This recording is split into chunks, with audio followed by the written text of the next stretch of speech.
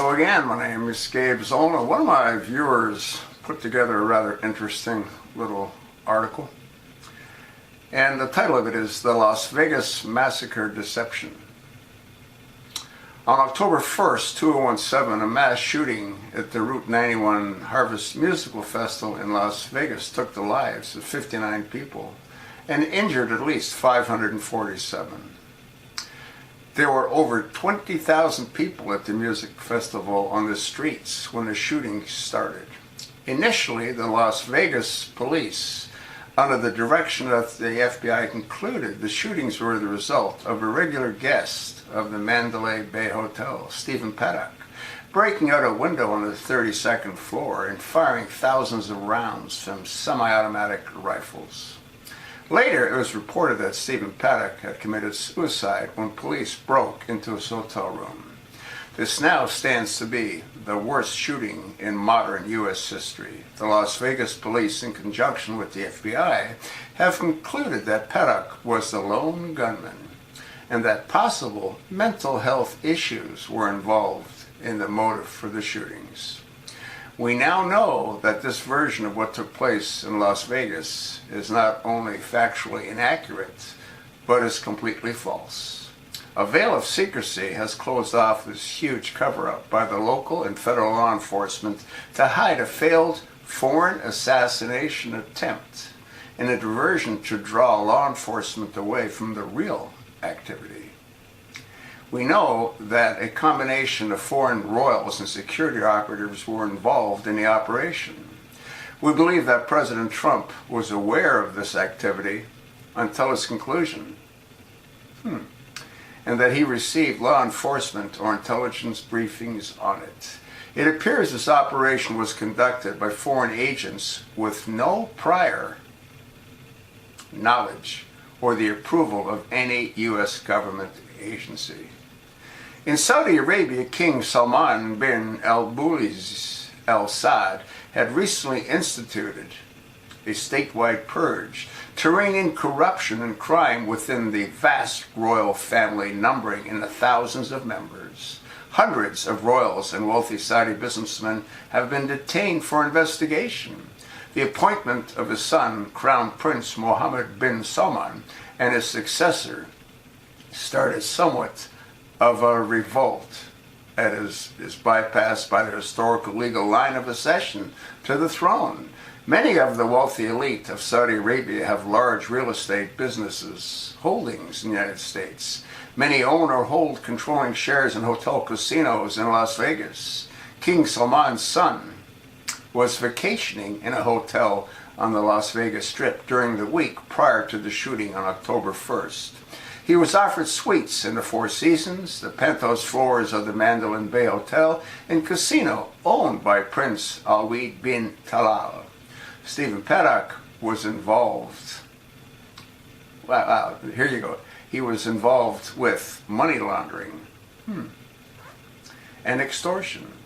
Prince Alwaleed bin Talal, who owns several properties in Las Vegas, owns several hotels and casinos. Prince Mehtab bin Abdul, who also has U.S. real estate holdings and interests in the Las Vegas hotel casinos, is being detained under investigation for embezzlement and unlawful business practices. Other Saudi associates with bin Talal and bin Abdul that are also being held under similar charges are Abdulaziz bin Fahid, Mohammed bin Nayef, and Maqueen bin Al-Buliz, as well as hundreds of their associates. Crown Prince Mohammed bin Salman is not well liked by many because he is a reformer in Saudi Arabia. He has vowed to implement sweeping changes in Saudi business and culture to move Saudi Arabia to more progressive standing in the world, but these changes anger many ultra-conservatives, mainly the Wahhabists, who think changes should come slowly with the consensus of the family. While the prince was vacationing in Las Vegas Strip, his father was rounding up hundreds of potential corruption suspects at home. This upset many factions of the Saudi kingdom who were already angered by the prince's appointment as their heir apparent to the throne. Sometime in September, a plot to assassinate Prince Mohammed bin Salman was hatched. Rogue CIA contacts were established and monies were paid to facilitate the insertion of an assassination team and a diversion team. Somewhere along the line, our FBI was tipped off to this plot.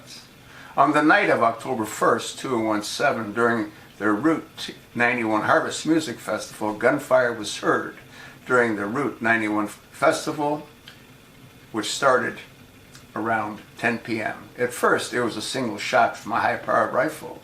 A few minutes later, this was followed by loud automatic gunfire that witnesses testified seemed to come from different directions.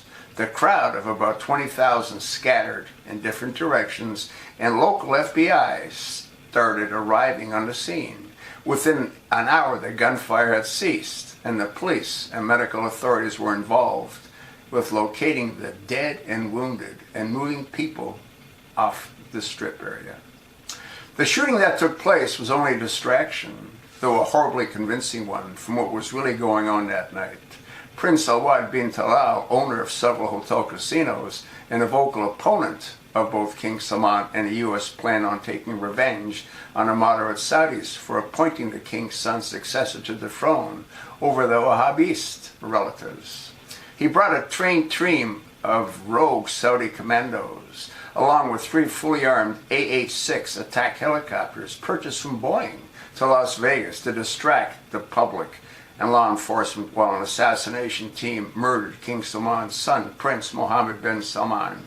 Stephen Paddock, who worked for the Prince Alwad bin Talal and reportedly was stealing money from him, was considered the perfect patsy to place the blame on for the shooting.